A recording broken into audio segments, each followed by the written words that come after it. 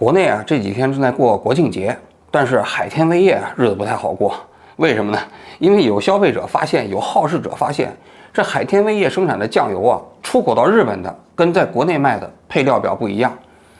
出口到日本的呢，很简单，大豆、小麦、水、食盐没了。那国内的呢，这就复杂了，除了上面那几样以外，有苯甲酸钠、三氯蔗糖、谷氨酸钠，还有一大堆曲了拐弯的看不懂，是吧？所以消费者就不干了，说你把这个没有食品添加剂的酱油卖到日本去，把一大堆用食品添加剂生产出来的酱油卖给中国人，你啥意思啊？是吧？要我说，消费者这些质疑有道理。这海天味业把品质高的酱油卖到日本呢，这就是强敌人之心魄啊！你想，日本是什么敌对国家呀？那政府官员天天参拜靖国神社，中日两国那是敌国，对不对？你把好酱油卖给日本，把坏酱油卖给中国，那不就是强敌人之心魄，坏我中华男儿之体魄吗？将来有一天日本人跟中国人再打起来，日本军队那是强身体壮体的，中国的都是东亚病夫，你想想，这不是汉奸卖国贼，这是什么？所以这种企业要我说，那就得不杀不足以平民愤。这个11之后，最好海天味业连续跌停20个跌停板，从资本市场赶出去。说到这儿，我们就得分析了一下，这海天味业为什么要把这个好酱油卖到日本，要把坏酱油卖给中国呢？当然，海天味业自己不承认啊，他自己在9月30号连夜发了一个声明，他说：“我们海天味业生产的酱油，添加的这些添加剂都是按照国家有关法律规定添加的，没有一个是在法律之外的添加剂，都合法。第一，第二。”网上有那么几个人造谣我们海天味业，小心啊！网络不是法外之地，我告诉你们，我收拾你。当然，他的这个声明出来之后，消费者根本不买账。为什么？因为消费者关心的最核心的问题，他没回答，他没敢回答。消费者关心的最核心的问题是，为什么你出口日本的酱油里头没有食品添加剂，而你在中国生产的酱油里面一大堆食品添加剂？到底是什么原因呢？海天味业没回答呀。说实在，他不太好回答，他也不太敢回答。说白了啊，有人分析说啊，因为日本的法律规定不允许添加这些东西，所以海天味业在日本要是出口酱油，他就得按照日本的法律来。但中国的法律由于不禁止使用这些食品添加剂，所以他就添加了这些食品添加剂。这是由于两国的法律规定不同导致的，不是由于海天味业双标，是因为两个国家的法律规定不同。错，我给大家讲啊，其实海天味业里头那些食品添加剂啊，日本法律并不禁止。比如说苯甲酸钠，日本法律并不禁止酱油企业添加苯甲酸钠。防腐剂嘛，谷氨酸钠、味精，日本法律也不禁止添加；三氯蔗糖，日本法律也允许企业添加。但现实的情况是，日本的酱油企业确实基本不在里面添加，而中国呢，企业酱油里头几乎都往里添加，这是一个社会现实，这就特别有趣了啊！这问题啊，就为什么日本的法律并不禁止企业添加这些食品添加剂，而这些企业却不添加呢？而中国的企业为什么拼命往里添加呢？而海天味业为什么又明明日本的法律不禁止它添加，它也不添加呢？说白了，其实结论很简单，海天味业这件事情，它如果要是添加的这些食品添加剂，在日本市场根本没人买。当然了啊，我跟大家讲，它就是不添加也没人买。为什么？因为日本是全球酱油生产品质最高的国家，全球的高品质酱油基本被日本这一个国家所垄断，所以日本人基本上只认日本生产的酱油。海天酱油到日本基本就是华人市场卖一卖，日本人你再不添加，你再添加什么，他也不会买你海天酱油的。说白了就是这么一个现实。那咱们再回过头来讲讲这件事情，为什么中国的这个酱油厂里头都在添加这些食品添加剂？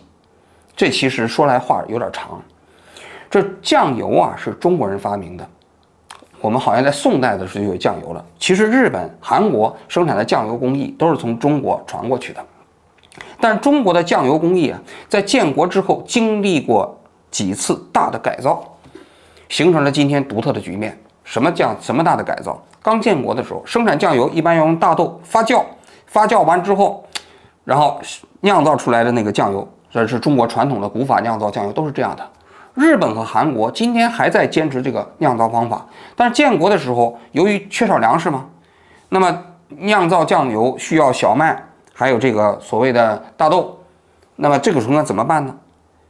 苏联专家就来中国来指导，说啊，发明一种方法，还有一个就是它酿造工艺时间比较长，需要6个月，知道吧？苏联专家发明的方法就是说，可以大大缩短酱油的酿造时间。普通的酱油酿造方法用高盐稀释法酿造，日本现在搞的这种酱油方式，6个月，韩国需要1年。而苏联专家发明了一种无盐固态酿造法，这个酿造法3天就可以酿造好，厉害吧？多快好省，是吧？而且呢，可以不用大豆，用那豆粕就行，然后小麦也可以不用了，就用那个麸皮就可以了。这样你想想，成本又低了，酿造时间又快了，那这个何乐而不为呢？但它有一个致命的缺点，什么？品质比较差，就是不好吃。后来我食品工业的科学家们就在这个基础上进行攻关，就把苏联专家这个方案又改了改。他那个太极端，3天就酿好了嘛。他们改了改，改完之后呢，就是15天到30天可以把酱油酿造好。当然酿造好之后品质还是比较差，是吧？这是一种。当然我跟你讲，这你不要认为这个酱油不好，其实建国以后我们吃的大部分酱油还不如这个酱油呢。后来又发明了一种酱油叫调制酱油、调配酱油。什么叫做调配酱油啊？就是用那个水解蛋白、水解大豆蛋白液啊，往里头加上焦糖色，加一点谷氨酸钠，加一点这个所谓食盐，加一点风味剂，酱油就做好了。有良心的企业呢，加一点酿造酱油；没有良心的企业，直接就这么卖了。我小的时候啊，我们县城里头那个卖的酱油啊，非常不好吃，就是食盐味儿。所以每隔一段时间，1-2个月的时间吧，那铁路上就有那种货车拉一货车那个酱油过来卖。大家一听说之后，闻风拿那个大桶去买。我小时候还有这个印象，那个酱油就比较浓。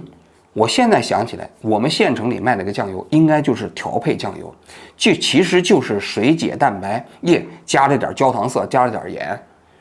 然后呢，那个我们买的那个酱油，应该就是那苏联专家发明的那个所谓的这个低盐固态酿造法生产出来的酱油。这就是我们当年食品工业的现状啊。这个调配酱油，直到去年，中国的食品安全总局才禁止使用。就是说，你要是调配的酱油，不能用酱油2个字了。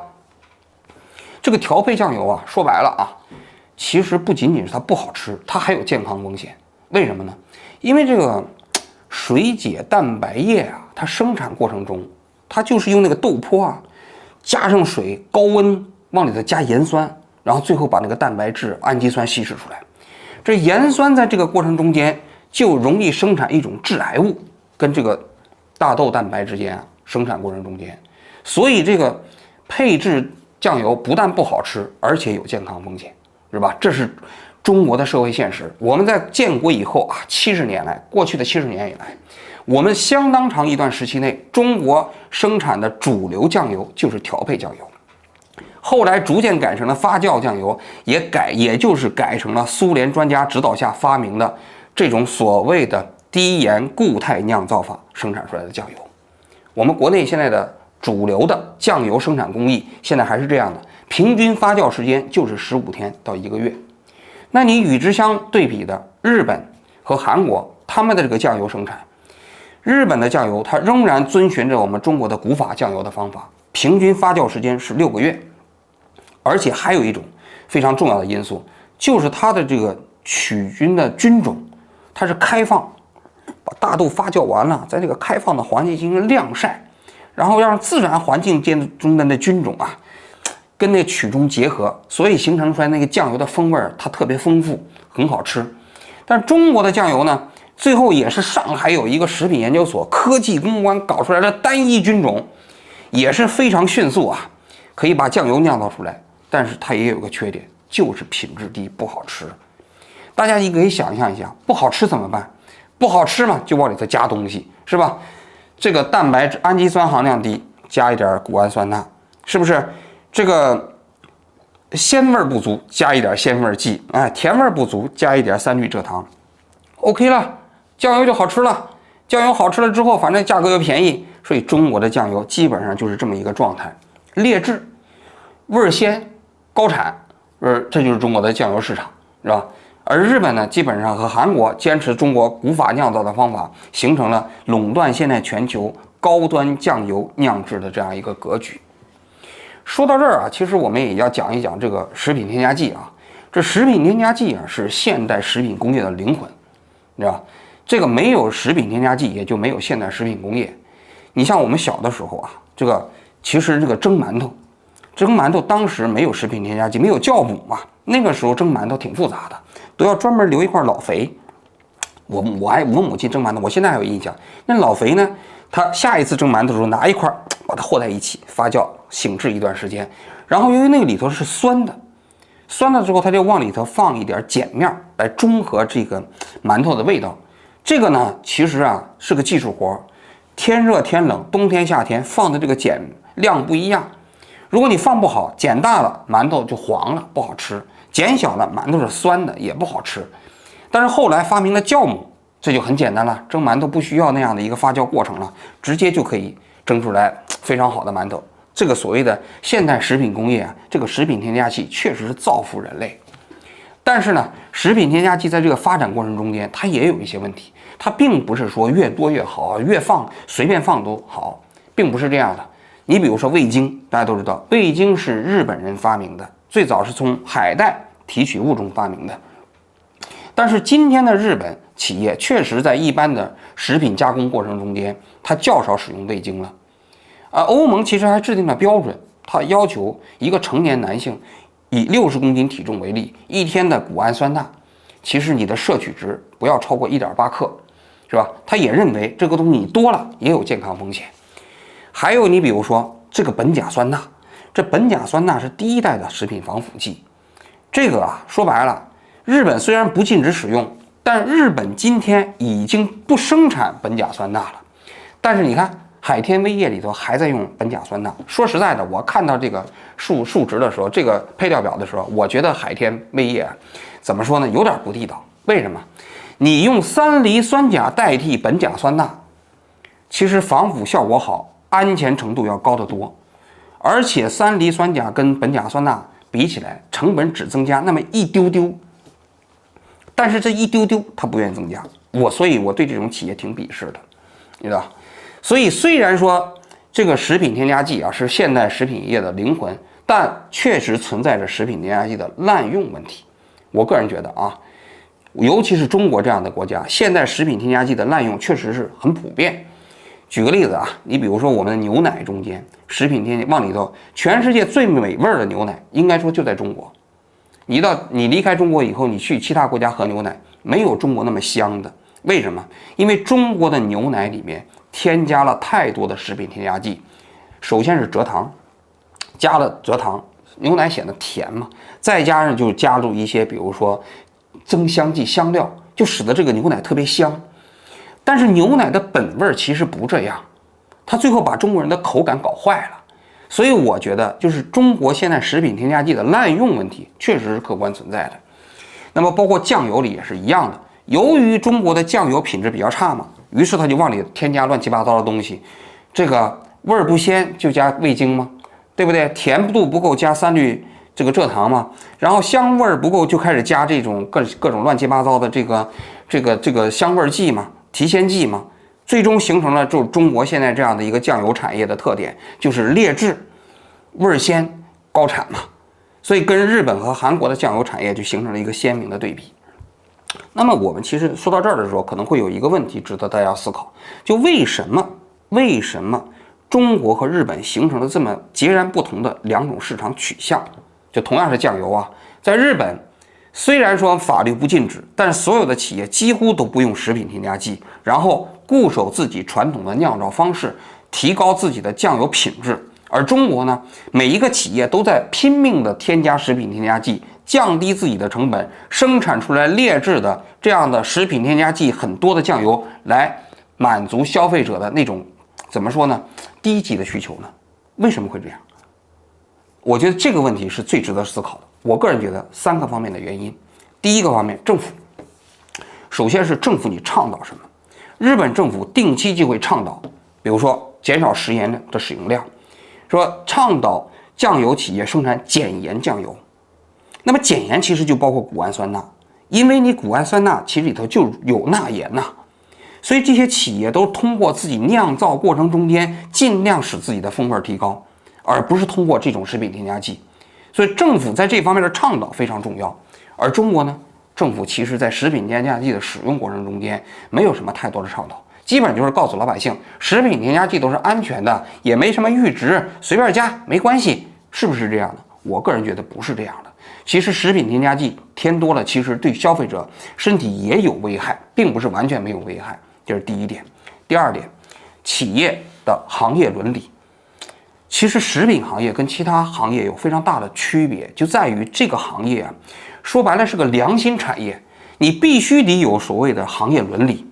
就像我说的，中国有，比如说有一种牛奶叫做学生奶。学生奶，你听这名字，你以为是什么意思？肯定是这个牛奶的营养配方对学生的生长更健康，对不对？但其实我告诉你不是，是因为它里头添加了糖和香精，让小孩喝起来觉得更好喝。那你说这种企业怎么着？它违法吗？它不违法。那你说它缺德吗？它缺德。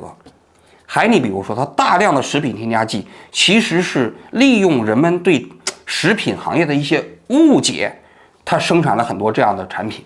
举个例子，比如说我们市场上到处都是那种老酸奶，对不对？这个老酸奶给人感觉好像就是用那种传统工业酿造的酸奶。这种老酸奶跟一般的酸奶比起来啊，它那个粘稠度比较高。但是我跟你讲，所有的老酸奶都不是传统工艺酿造的，传统的酸奶也并不粘稠，它就是因为增加了粘稠剂、增稠剂，使得这个酸奶的固化程度比较高。这你说这种企业它违法不违法？它不违法。你说它缺德不缺德？它真缺德。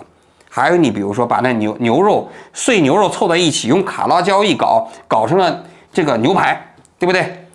它也不特别提示你，然后呢，他就卖给消费者，消费者以为这就是牛排，吃出来其实都是碎牛肉渣子凑在一起的。那你说这种企业，要我说它就是缺德。你应该非常醒目的提示，这东西不是原切牛排。但是他起了个名字叫调理牛排。调理牛排，一般人也分不清楚啥叫调理，还以为调理你把味道调理好了呢。其实调理牛排不是牛排，就是用碎牛肉渣子给你用卡拉胶粘起来的，这叫这个所谓的调理牛排。所以我觉得中国的食品行业它缺少这个行业伦理，而日本的这些企业，你相对来说，这些企业本身它确实更多的能够坚守作为一个食品企业生产过程中间的那个道。我们就说这个道，它不为短期的市场利益所左右。那这一点我就是中国企业特别缺乏。当然第三点就是我们的消费者，就我们的消费者本身呢，日本的消费者在购买这个产品的时候，多数都会看配料表。那看配料表，他如果觉得这里头有食品添加剂，他可能就不买了。最终是消费者决定了市场，市场决定了企业，对不对？但是大多数中国的企业，中国的消费者是不看配料表的。所以我为什么觉得海天味业这件事情有价值，就是中国的消费者开始看食品企业的配料表了。其实这是一个非常好的变化。如果我们每一个消费者在消费这个食品的时候都看配料表，认为你这配料表那么多食品添加剂，我不愿意买，反过来就会促进企业在这个过程中尽量减少食品添加剂的使用。当然，我觉得还有一点就是市场格局，你看到了吗？像海天味业这种庞大的企业，陶日本企业，在日本你是找不到的。日本的酱油厂规模都很小，大多数都是家族企业，一干100-200年，他们也并不追求自己企业规模的扩张。但是海天味业呢，上市公司市值几千亿，在全国各地都有生产企业。但是你知道这些企业哪来的吗？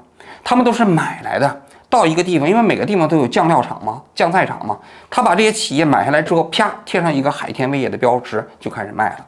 说句心里话啊，海天味业的本厂其实它的生产工艺应该来说还凑合，但是他购买的这些企业、并购的这些企业，它其实完全没有保证它统一的品质生产。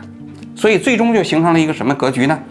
就是它本厂生产的这些酱油就卖给日本了，是吧？那并购生产出来的这些企业呢，生产出来的这个大量添加这个所谓的食品添加剂的这些酱油呢，就卖给了国内的消费者。当然了，最好的一部分都给咱们的领导去就吃了。